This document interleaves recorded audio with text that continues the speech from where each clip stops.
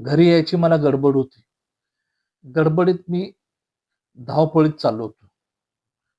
वाटेत एक स्मशान होतं.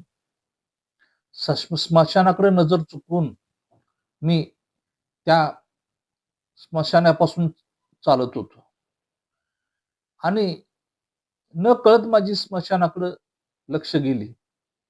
तर त्या स्मशानामध्ये एक चिता म्हणजे एक व्यक्तीची चिता जळत होती आणि मला आवाज आला, "थांब मित्रा, कशाला पळतोयस?" मी क्षणभर स्तब्ध झालो. मी आहे त्या ठिकाणी थांबलो. मनात विचार केला, की शेजापाजारी कोण असेल आणि ते मला बोलवत असतील. पण शेजापाजारी कोणच नव्हतं. चिता जळत होती. चितेच्या जवळ सुद्धा कोण नव्हतं.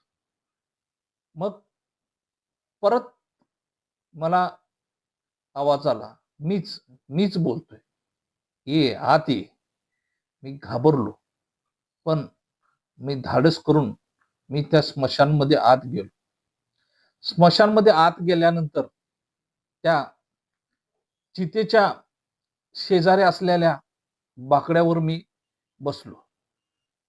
समोर माझ्या चिता जळत होती आणि मला असं एक आवाज आला, "मित्रा, आयुष्यामध्ये काय मिळवायसाठी धावपळ करतोयस? काय तुला मिळवायचं आहे, की त्याच्यासाठी तू धावपळ करतोयस? आयुष्य जगायचं असेल, तर आयुष्यात जगण्यासाठी काय लागतं तुला? 2 वेळचं जेवण, राहण्यासाठी निवारा आणि थोडं खर्चासाठी पैसे झाले की झाले. अंगावर घालायला थोडीशी कपडे असले की झाले. काय काय लागतं माणसाला म्हणजे काय लागतं जगायला? हे बघ मी जन्मलो त्यावेळी नागडाच होतो आणि हे बघ आता मरतोय तरी पण मी नागडाच आहे.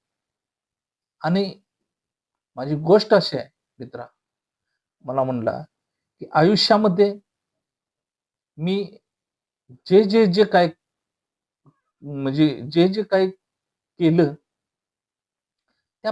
त्यातलं मी एकही गोष्ट घेऊन निघालेलो नाही. मित्रा, शांत हो. असा धडपडू नकोस.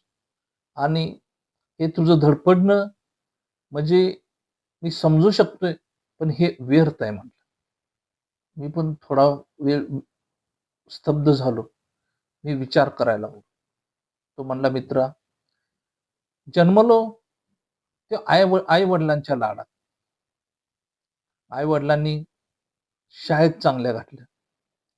शाळेत चांगल्या घातलं, हुशार होतो मी. मी हुशार असल्यामुळे इतर विद्यार्थ्याचा तिरस्कार करीत होतो. आणि तिरस्कारची भावना माझ्या मनामध्ये मग भरू लागली. मित्रा, त्या शाळेच्या गच्चीवर मी उभा राहून हातात पुस्तक घेऊन उभा राहायचा.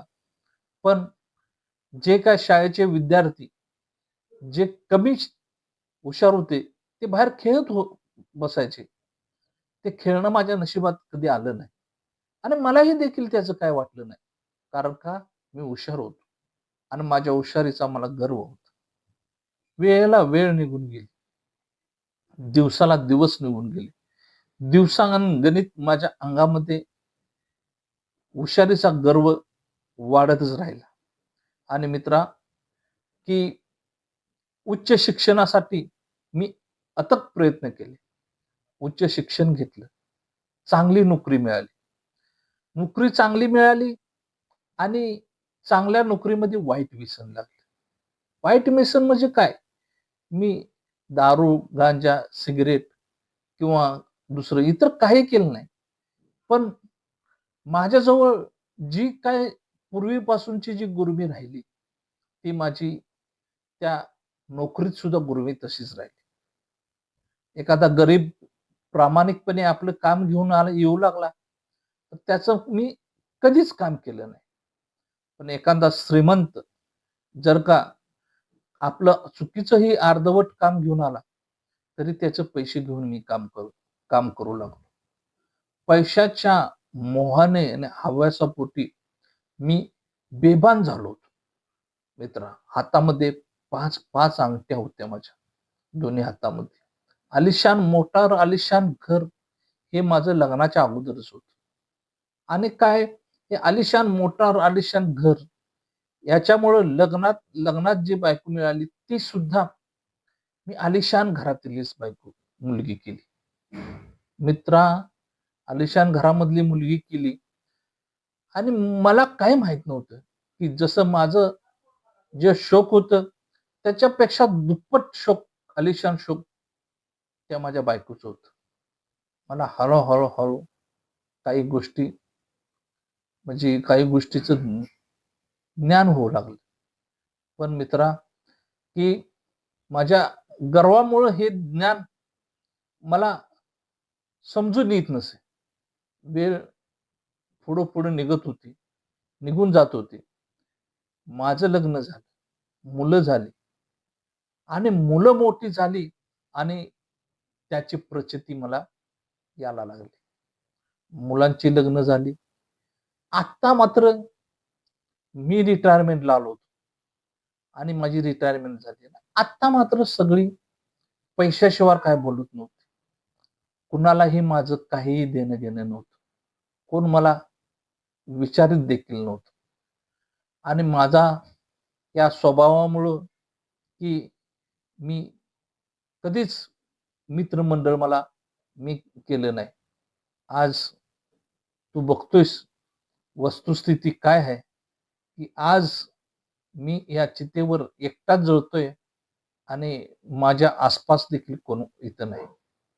मित्रा, फार विदारक गोष्ट आहे आणि त्याच्यासाठी तू पळतोयस, तो खरोखरच आपल्याला योग्य आहे का बघ आणि पळ.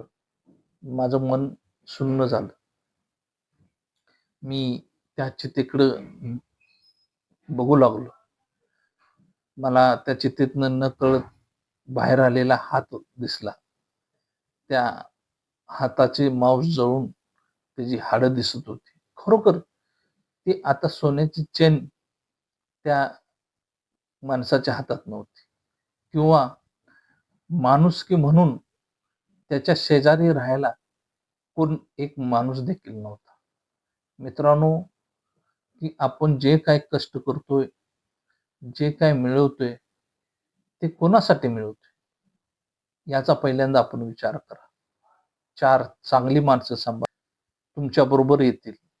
आयुष्याला काय हो? अन्न, पाणी आणि निवारा. पैसा पैसा आपण खातो? पैसा आपण खातो का? बरं, पैसा किती लागतो माणसाला? आयुष्यामध्ये माणसाला पैसा किती लागतो? आयुष्यामध्ये माणसाला फक्त आपलं उपजीविकेचं साधन भागवण्यासाठीच पैसा लागतो. नाहीतर तिथून पुढे मिळवलेला पैसा हा सगळा चैनीत जातो. आणि एक वेळ जर का आपल्याला चैनीची सवय लागली, तर आपण क्षणात वाममार्गाला लागायला आपल्याला वेळ लागत नाही. मित्रांनो, कष्ट करा, प्रामाणिक कष्ट करा, प्रामाणिक राहावा.